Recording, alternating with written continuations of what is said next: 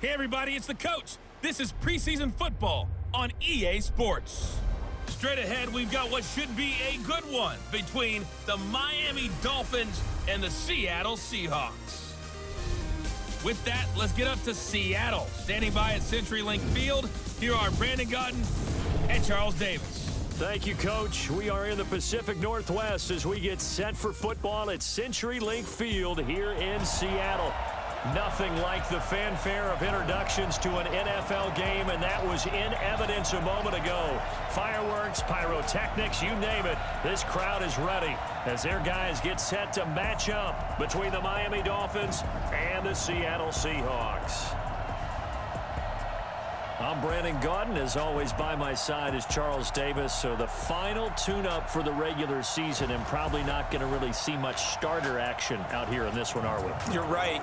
Not much in the way of starters, key veterans, key backups, but the guys who have to make the team, struggling for those few spots that are open, we'll see them the entire time. But you and I both know this as well. There will be a surprise cut or two from guys who didn't actually play in this game tonight thinking that they were safe.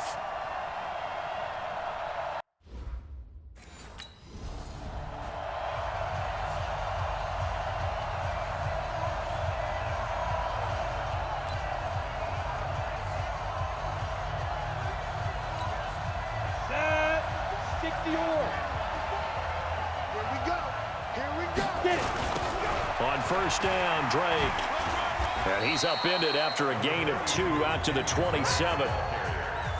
Well, we saw him there trying to get it to the outside, trying to get to the perimeter, but not a whole lot of room there. But there's got to be one positive to that. If you keep moving laterally, creases tend to develop as the game moves on, and they can run it back inside later.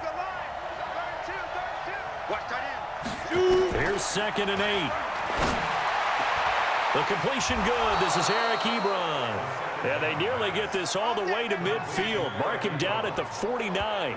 22 yards there, a first down.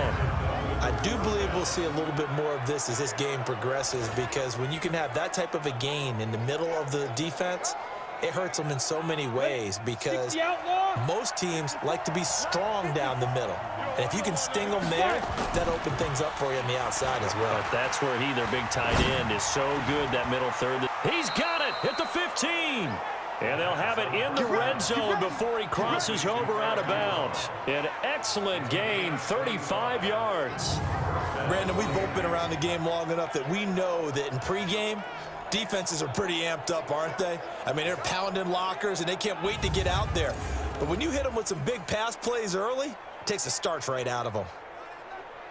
So the ref takes a peek here, wants to see if the receiver had possession and both feet inbounds. If this were a college game, this would be a legal catch. It's the second foot that they're looking at to make sure it gets down. You have to have 2 inbounds in the NFL.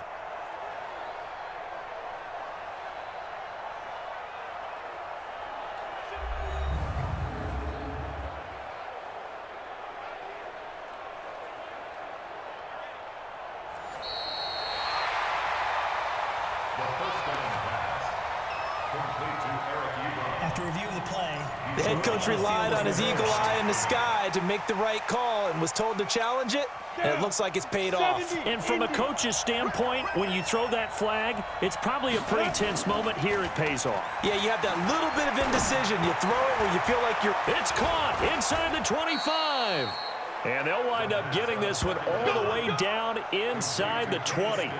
It's a gain of 34.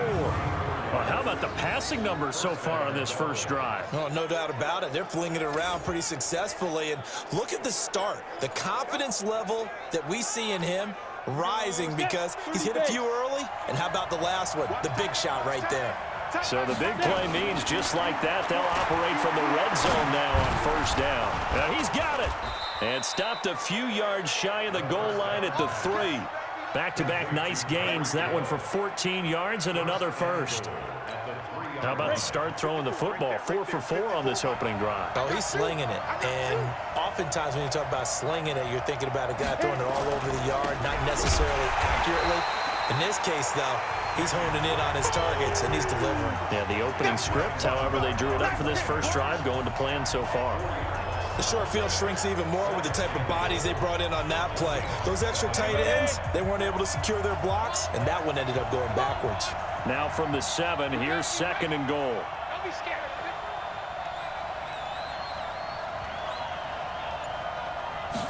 Here's a 2nd and 7. And now he'll tuck it and run. And he'll be brought down right on the edge of the goal line at about the 1-yard line. 6 yards there off the scramble, but it'll still leave him with a 3rd down. And him running the football is not something that defenses spend a lot of time preparing for. But this guy has a survival instinct and a knack for knowing when exactly to do it. This stadium once registered as the loudest roar ever recorded, and you can hear him now. And he's going to bowl his way into the end zone for the Dolphins score. Taking it in from a yard out. And the Dolphins take it right down and score on the opening drive. He took you to school. Well, that's a solid opening drive, and nothing fancy there at the end, just pounded in. That felt like old school football, didn't it? All right, down at the goal line. And not only were they able to punch it in, as you just emphasized, they did it against a goal.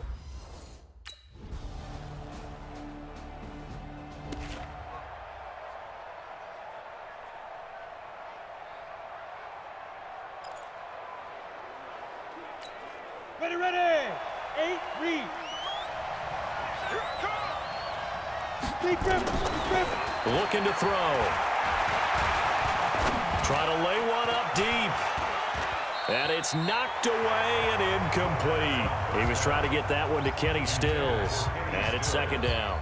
Well, that certainly looked like something that they discussed all week in practice getting ready for this one.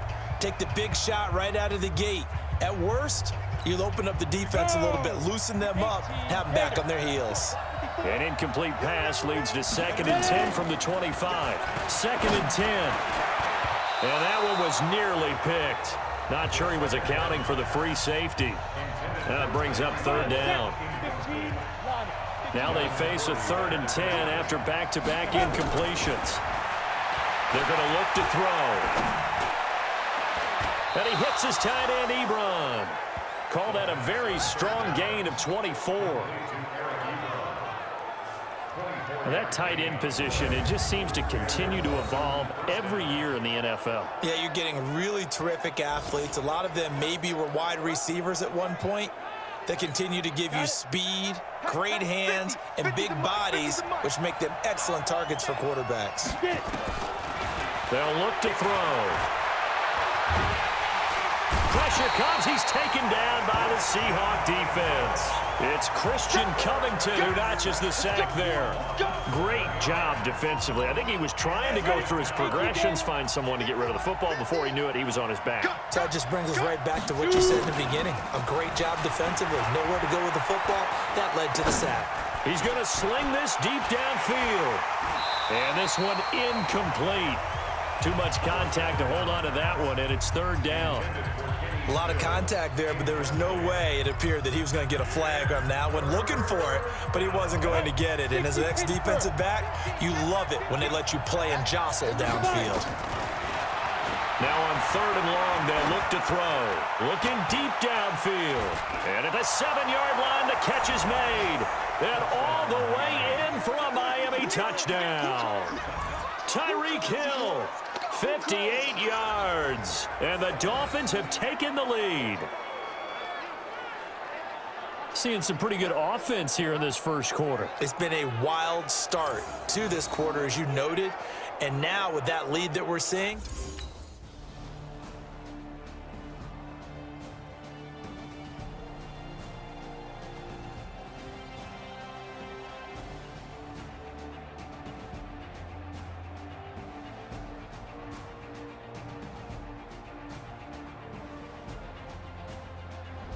So a victory here for the Miami Dolphins. And it was their defense that really made the statement after the break. They pitched the second-half shutout. yeah, think about the team that just got vanquished. They did score in the second quarter.